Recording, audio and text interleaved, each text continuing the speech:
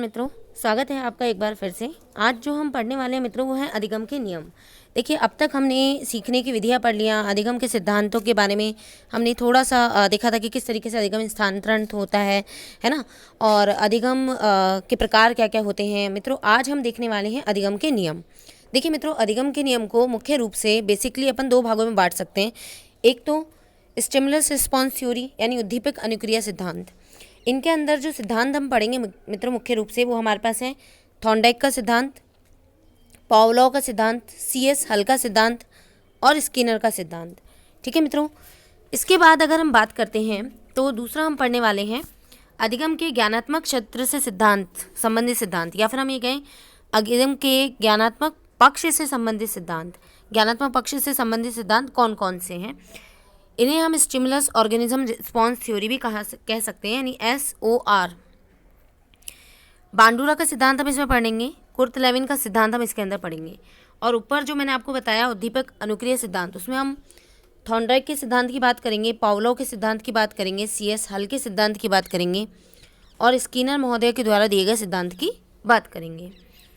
तो मित्रों, आप देखिए, जैसे थॉर्नडाइक का अधिगम सिद्धांत की हम बात करते हैं, अगर इसके अन्य नाम आपसे पूछे जाएँ या कई बार जो होता है वो अन्य नाम देके पूछा जाता है, सीधा थॉर्नडाइक नाम देके नहीं पूछा जाता है, तो उसमें नाम आ जाएगा बंध सिद्धांत है, संबंधवाद का सिद्धांत है, संयोजनवाद का सिद्धांत है, प्रयास व त्रुटि का सिद्धांत है ना, अथवा हम ये कह सकते हैं कि अभ्यास और भूल का सिद्धांत है ना, या प्रयत्न व भूल का सिद्धांत है। अभ्यास भूल नहीं, प्रयत्न व भूल का सिद्धांत है। एक मैंने प्रयत्न भूल यहाँ नहीं लिखा है, प्रयत्न भूल भी हम लिखेंगे हम। देखिए मित्रों, थॉर्नडाइक अमेरिका के मनोवैज्ञानिक थे और एक शिक्षा मनोविज्ञान के जनक कहा जाता है इन्हें। इन्होंने सबसे पहले मनोवैज्ञानिक थे जिन्होंने पशुओं के ऊपर अपने प्रयोग करना शुरू किया था। 1898 में इन्होंने अपना पहला शोध पत्र दिया था और शोध पत्र का नाम था एनिमल इंटेलिजेंसी, यानी कि पशुओं के इंटेलिजेंस के बारे में इन्होंने बात करी थी।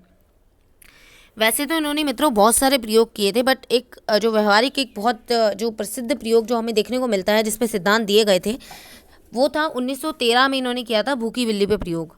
इन्होंने एक पजल बॉक्स बनाया, ठीक है, और उस बॉक्स में एक दरवाज़ा था, उसमें एक बिल्ली को इन्होंने बंद कर दिया, भूखी बिल्ली को। अब बिल्ली के उस दरवाजे के बाहर इन्होंने रख दी मछली का टुकड़ा।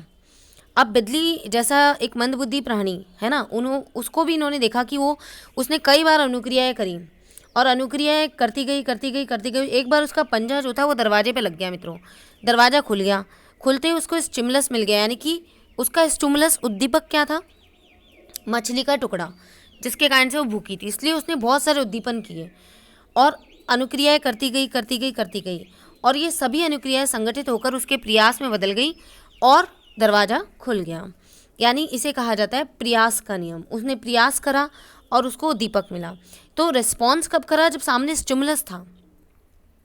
अब देखिए मित्रों, इस बेसिस पर थॉर्नडाइक जी ने कहा, महोदय ने, कि जब एक बिल्ली जैसा मंदबुद्धि प्राणी, ठीक है, कई बार प्रयास कर ठीक है, अत्यधिक प्रयासों से एक अनुक्रिया को सीख सकता है, उसमें अपने व्यवहार को संगठित कर सकता है, तो एक व्यक्ति एवं बालक भी जो होता है वो अपने अधिक से अधिक प्रयासों को कर या किसी चीज़ पे अत्यधिक प्रयासों को कर जटिल से जटिल चीज़ों को अपने व्यवहार में समायोजित कर सकता है, उसको सीख सकता है।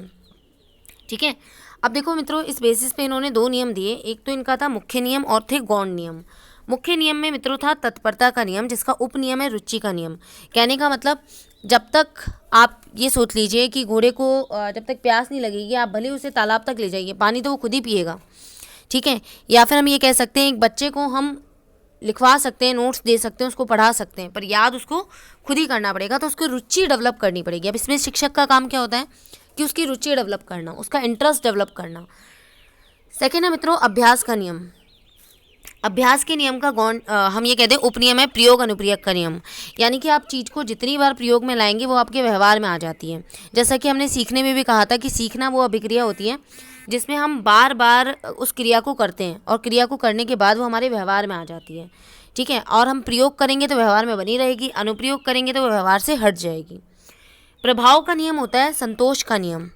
देखिए, हम क्रियाएं करते जा रहे हैं, बट हमें कोई परिणाम नहीं मिल रहा है, तो क्या होगा, हमारे में एक असंतोष आ जाएगा और हम उसको फिर आगे नहीं करेंगे। जैसे कि आपने देखा होगा, हम बहुत सारी प्रतियोगी परीक्षाएं देते हैं, कुछ अभ्यर्थी जो होते हैं वो 1 या 2 नंबर से या कभी 0.05 से रह जाते हैं, तो फिर वो क्या करते हैं, उनको संतोष नहीं मिल पाता तो उस चीज़ को छोड़ देते हैं। बट वो छोड़ना नहीं चाहिए, आप बार बार उसको प्रयोग में लाते रहिए, वो चीज़ आपके व्यवहार में आ जाएगी और निश्चित ही आपको सफलता मिलेगी। और जब व्यक्ति को सफलता मिल जाती है तो उसे एक संतोष की अनुभूति होती है, उसी संतोष के लिए हम काम करते हैं। नेक्स्ट होता है मित्रों गौण नियम। गौण नियम में इन्होंने जो नियम दिए थे वो बहुप्रतिक्रिया का नियम था। देखिए हम इन सभी नियमों को डिटेल्स में भी पढ़ेंगे, मैं इसका एक और वीडियो बनाऊंगी थॉर्नडाइक के सिद्धांत का सेकंड वीडियो।